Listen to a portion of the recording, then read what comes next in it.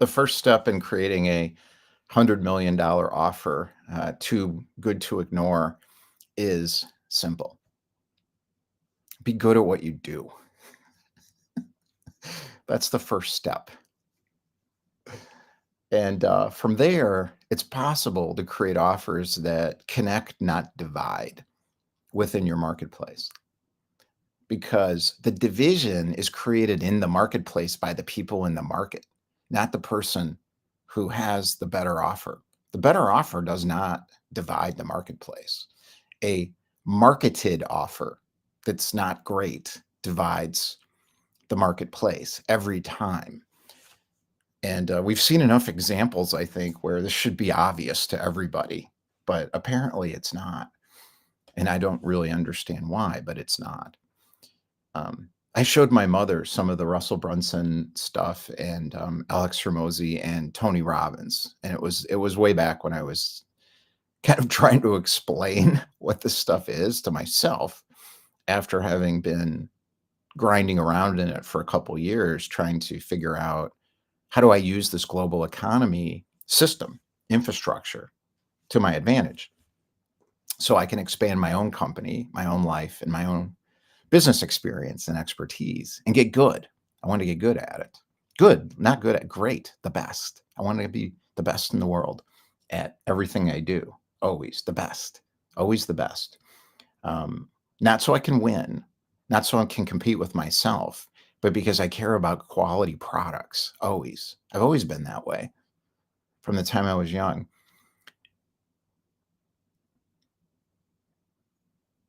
And I looked at these ad that Tony Robbins, I started thinking of him as Tony the Tiger, and Alex Hormozy as Half-Baked Hormozy, and Russell Brunson as Potato Gun Russell, because that's what it feels like to me. And my mentors always talk to me like that. The old man, we called him, he taught me how to race sailboats in Chicago. And he said, Larry, you're half-baked. He was fully baked. He was in a POW camp in, he was shot down by our ally, a country called Russia. It was the Soviet Union. And he ended up in a North Korean prison camp. He got amoebic dysentery and he almost died before he was liberated. This was towards the end of World War II. And nobody believed the story. We're like, Art, you're full of shit. Because he talks shit all the time. So it's like, what's real and what's not real with Art? They named a special rule after him. He's hilarious. He was kidding. But what happened to him was true. So he'd look at me and he'd say, you're half-baked. You don't know what you're doing. Well, I didn't. I got married in Vegas, three marriages. This one's good. The one I got now is real. First one was real too. But it was, a work in progress, not done.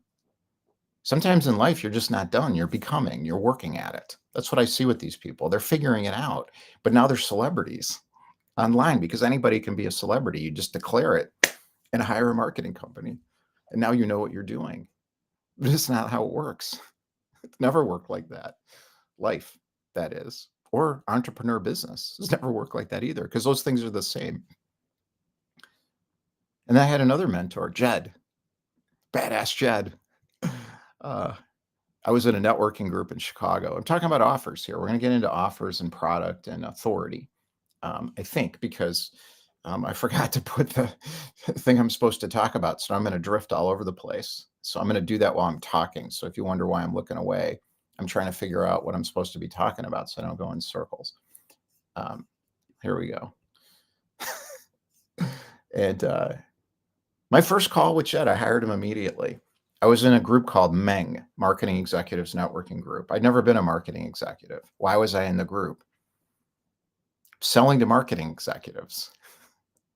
Or I was trying to figure out how to start a company. Or I did different versions at that time. It was networking. And they let me in. They weren't supposed to. I'd never been a marketing executive. Well, who was in that group? A lot of the marketing executives left. Who was in the group? Coaches and consultants that used to be marketing executives. What do they have? Networks. Where do they go? I live in Chicago. Tony the Tiger. The com the company's called Kellogg's. So is the university. Kellogg Graduate School of Management. I applied at one point. They wanted 120 grand. They wanted 60 grand, but I had to go Friday and then Saturday. And I'm like, I can't do that. I'm traveling too much with my business. So I didn't make it then. And then a few years later, I was going to apply again. They have these special programs for working business people. Um, and it was $120,000, 140. I had the money. The business was going to pay. My business was going to pay. I'm like, it's too much money. It's not worth it. So I went to Booth instead. Now, back then it was called the GSB, Graduate School of Business, University of Chicago. And I took 3 classes. And I'm like, I think I already know this stuff. I couldn't do the math, though, on the chicken problem. How many chickens peck each other to death on the farm. So I left it out. And the professor failed. She's like, what are you? I was graduate student at large, so there was no grades. And she's like, what are you doing? This is terrible. I said, what's wrong with it? And she said, you left out the math. I said, I know, I can't figure it out. She just looked at me like, what's wrong with you? Nothing. There's nothing wrong with me. Why would I need to do the math? Someone who's good at math will do the math. That school trains CFOs, chief financial officers. I was in the wrong school. There were a lot of people in the wrong school, though. They had money. One guy in my class, his dad had a plumbing company. And this guy's like, he looked like 12 years old. He was like 24. I'm like, what are you doing here? Go plumb some houses. That's what I did. I went on the road. Did my dad send me? No, I sent myself. I didn't want to work in his company. I wanted to go to Kellogg or Booth or whatever. Thank God I didn't get in. Thank God. I really wanted it bad. And I tried hard. I applied for everything. Everything. There was no stone unturned. And instead, I'm selling children's clothes. And I created a professional distribution company. We created with them, my family, created a great product and a great product offer. It was great. It was the best in the country at what we were doing in Chicago. Best. Number one. I don't like Trump, but I have respect for the best that he did because it was a quality building. So in the 70s, he goes into New York. It's burning to the ground. And he's like, I want to be in Manhattan, not in the boroughs. I felt the same way. We were the boutique reps. And I remember this guy, Marv Zarlin, he was the top company in our floor. This was when this industry was big. It existed. It was big. Mayor did a ribbon cutting of the building. I mean, they put a lot of money into this infrastructure. Kennedy's owned the merchandise mart. We were early first tenants in the apparel center across the street. It's 350 North Orleans now. And, it was full. It was my dad's industry, my dad's business. And he was content with it. I was not. I went in, how's it going with boutique, Bob? My dad's name was Bob. Marv said. And I'm like, all right, it's on. And then they threw bags of garbage out the back of the door. And our little showroom was in the back hall, the boutique area. What's boutique mean? You don't make as much money as me. He had connections in New York. London Fog was his big ticket. It's not his company. He didn't realize that, though. He thought it was his. It wasn't his company. He didn't own his own product. His offer was, I'm here, and the New York people are letting me have it. That's all he had. He didn't know that, though. He bloviated inside. And, my dad, I'm like, does this bother you? This boutique thing? They think of us as the little boutique, right? He says, I don't give a shit. He didn't. He made enough money. He didn't care. He didn't make a lot of money, but he made enough. He didn't give a shit. As long as nobody could tell him what to do. His advisor was my grandmother. Don't give him credit. Chicago Jews are funny too, not just New York Jews. She was an original badass, like my mentors, all of them. Not all of them, but most of them. And my mom's working in the business, and I'm like, oh my God, I got to get out of here. Why am I working in this horrible company? I turned that company into the number one company in the country in what we did. And I didn't get any credit for it. Like, same with Trump with his building in New York. It was a hotel. Um, he negotiated a deal with the city of New York. They had connections. Fred, the dad. One of my favorite Trump stories is, I don't know if this is true, but I heard it. It's like, tell them you're Swedish. Selling to Jewish people. They're German immigrants. Just say you're Swedish. It's smart. I watched the footage on Netflix of Trump in these city council meetings in New York, just thinking, he can't fail. It's got to happen, or his career is over. Now he's a rich kid, silver spoon in his mouth. He can live in his parents' basement, or he can just be a real estate. Could I? No, no, they didn't have that kind of money. I worked for a living. Not really. It's complicated. It's personal. It's personal. That was the point. Is for Trump, he had to win. He had to make it in Manhattan. He did. Will he make it as president? It's not looking good. He just hired Elon and the Oompa Loompas to run the federal government. I worked in the federal government. We're talking about offers and product now and authority. I'm using these stories to explain what a real offer is, what authority is, what a real offer is, and what a real product is. Product is quality. How do you get to quality? You do the hard work. How do you become a good plumber? You got a lot of nightmare plumbing adventures. Now, whose dime is that on? That's the issue here to me.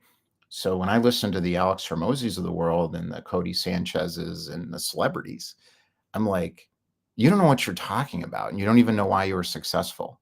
And you're talking about it on a big stage.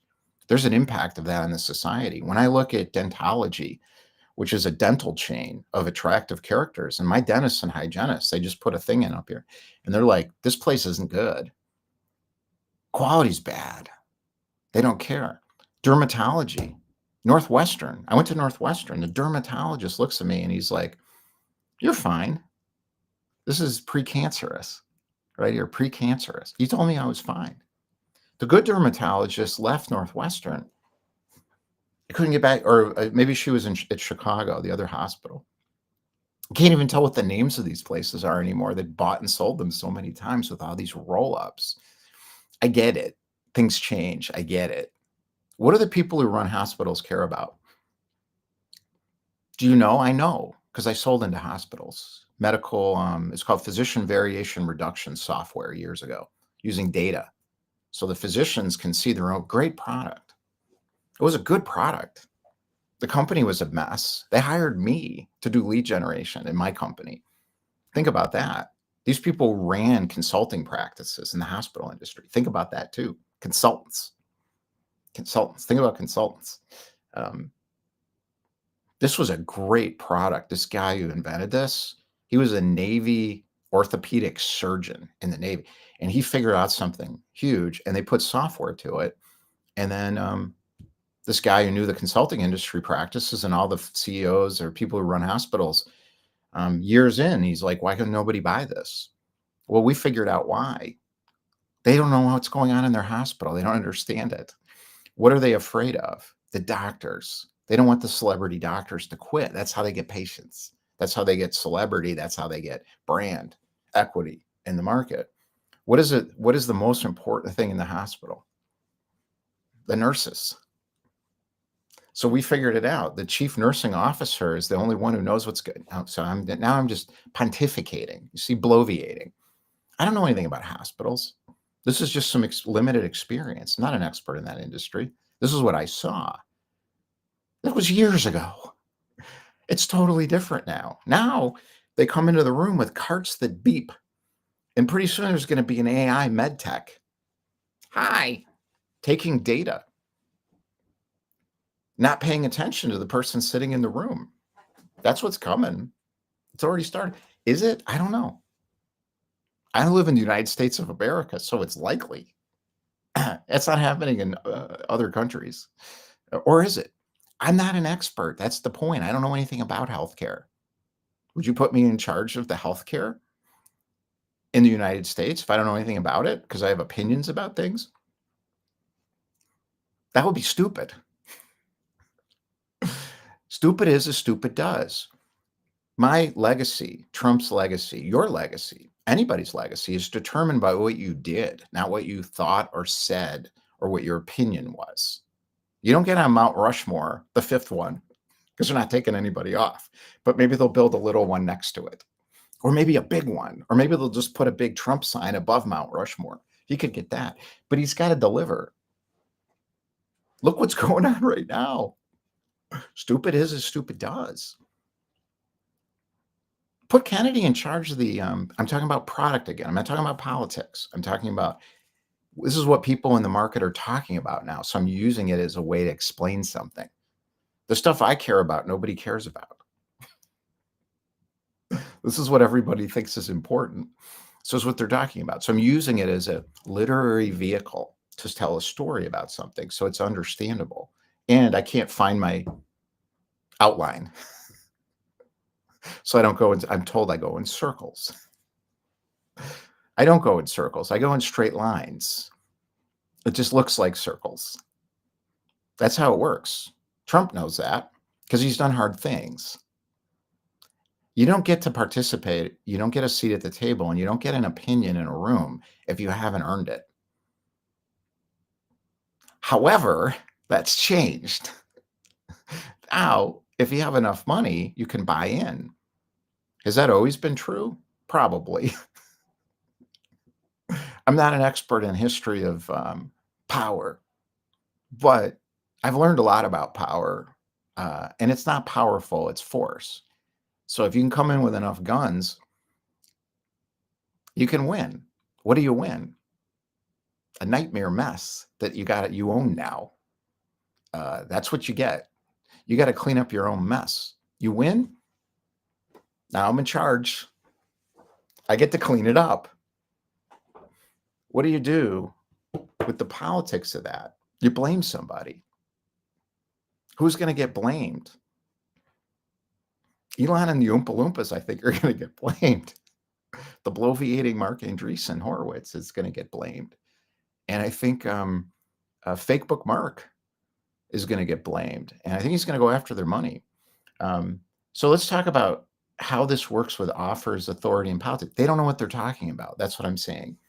So if you're an entrepreneur and you're using financial founder mode, which is to make the money push the result, this is the problem. So dentology, money push result, not good dentist or good dermatologist being supported by the business structure. That's the problem. So Northwestern's a mess. And it was great, I think. I don't know. But the billing isn't even work. They put me in for collections. It's this thing called Harris and Harris. I looked it up. I thought it was a spam thing trying phishing. They put me in collections for like $100 because their system is so confusing. After a while, I just gave up. And then they sent me a text saying they fixed the system. I clicked into the text and the link led to a 404 error. And then I asked somebody there and she says, I know, we're trying. Who did that?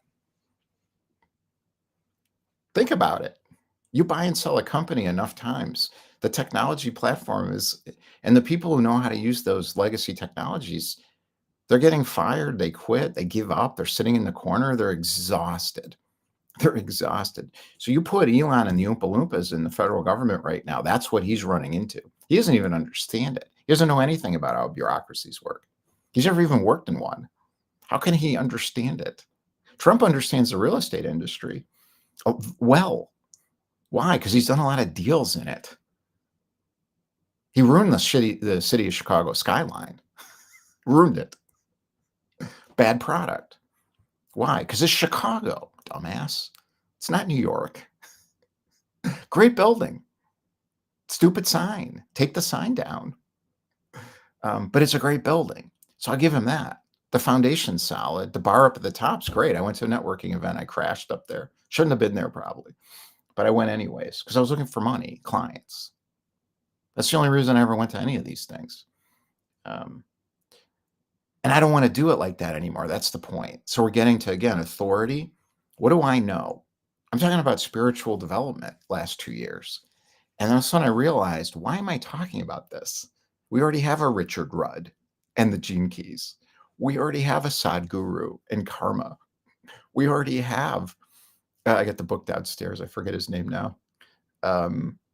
He explains the physics of spiritual interactions.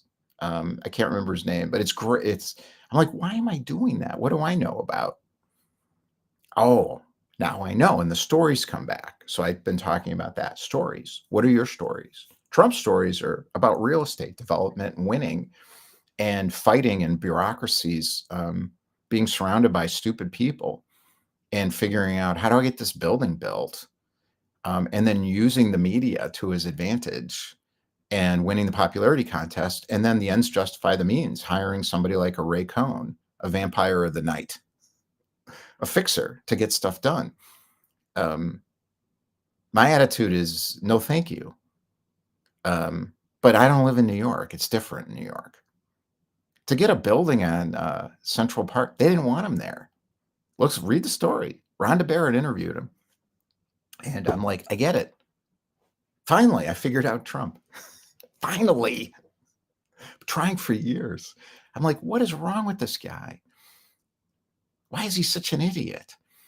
But I looked at the accomplishment. What was his accomplishment? Winning. And he kept saying it. He's debating Hillary Clinton, and she wants everybody to go to her website to read the truth, the policy papers. And he's like, I got a winning personality. And I'm thinking, I don't want you to be president of the United States. That's what I'm thinking. Well, he won. Why? So there's laws. There's one called the law of assumption. And the best explanation of that law is not mine. I'm not an expert in law of assumption. I just use it. Assume yourself. I don't want to explain it. Read Neville Goddard. Trump uses this. He uses law of attraction too. He tracks onto himself other people who want to help him win.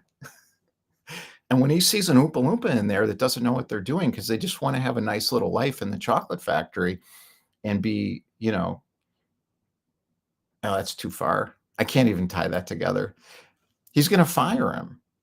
Why? Because he's attracting to himself people who want to be in that winning inner circle. I don't. Go away. I don't want any of those people in my life. So how do we fix the country? How do we fix the world? How do all this stuff? Well, fix yourself. Get good at what you do. That would be a good start. I call it software update before firmware update. It always worked for me.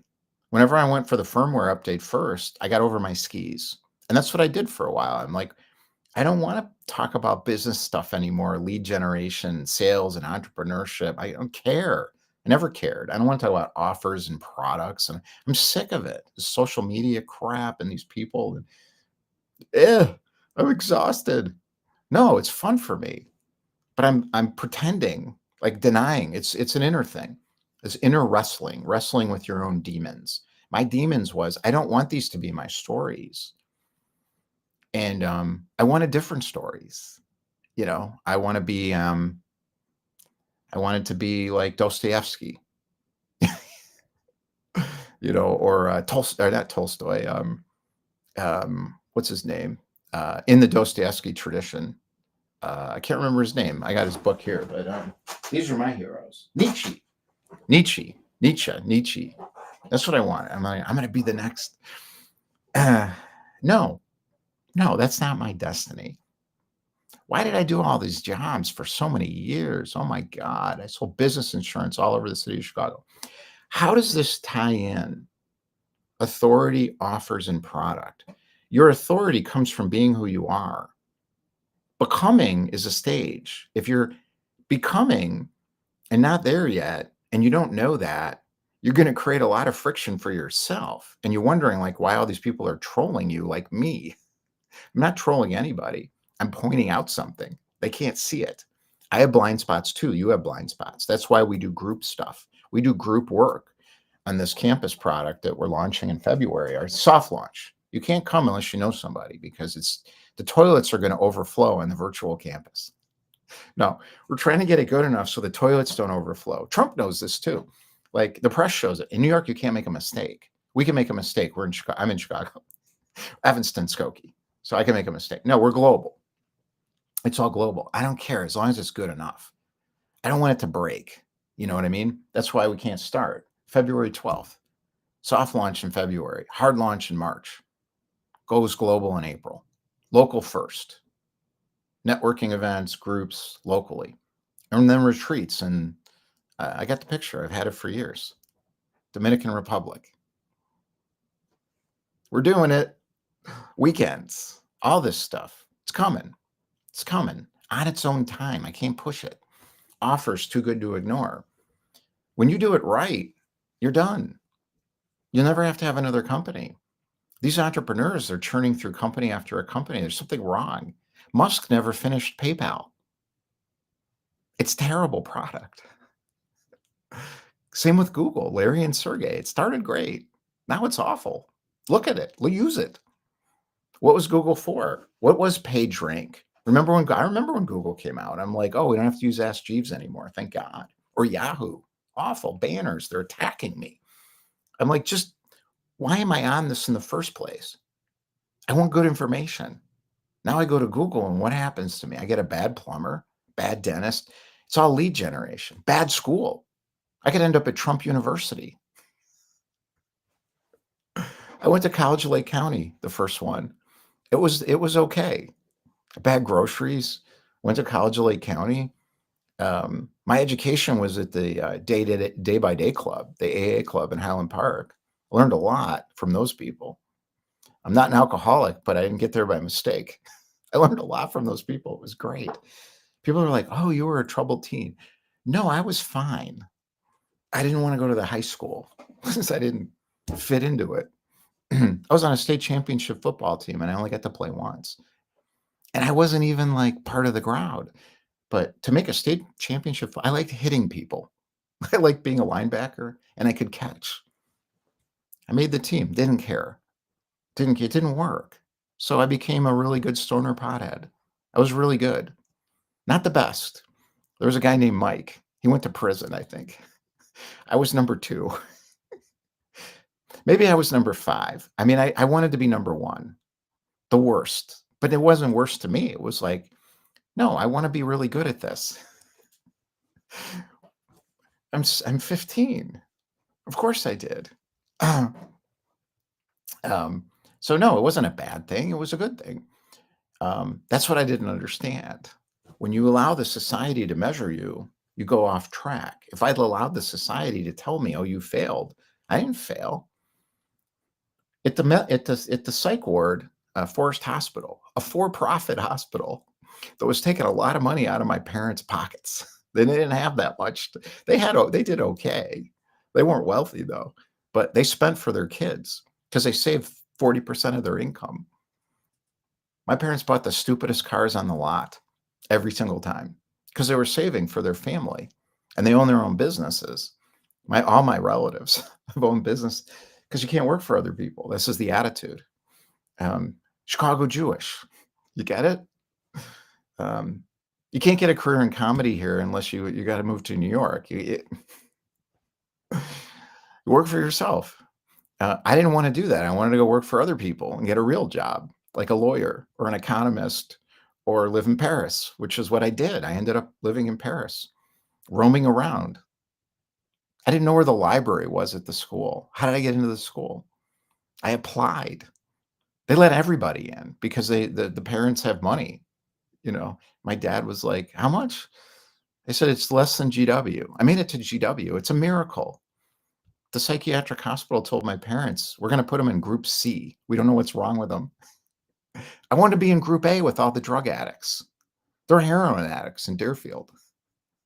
I wanted to be with the drug addicts. You know, the best looking girls were in group A. Group B, little weird. I was in group C. Group B is, we know what's wrong with them. He's got OCD. Or I saw some kids, man, my roommate in group C, This guy lived with his dad was a hoarder and fully on the spectrum, and this poor kid, he was like my age, and, he had a cool cowboy hat, and he was really good looking, and all the girls liked him. That's what all I saw. I'm 17 years old, what else would I see? Forest Hospital made a lot of money off of me and my parents. Did they deliver? That remains to be seen.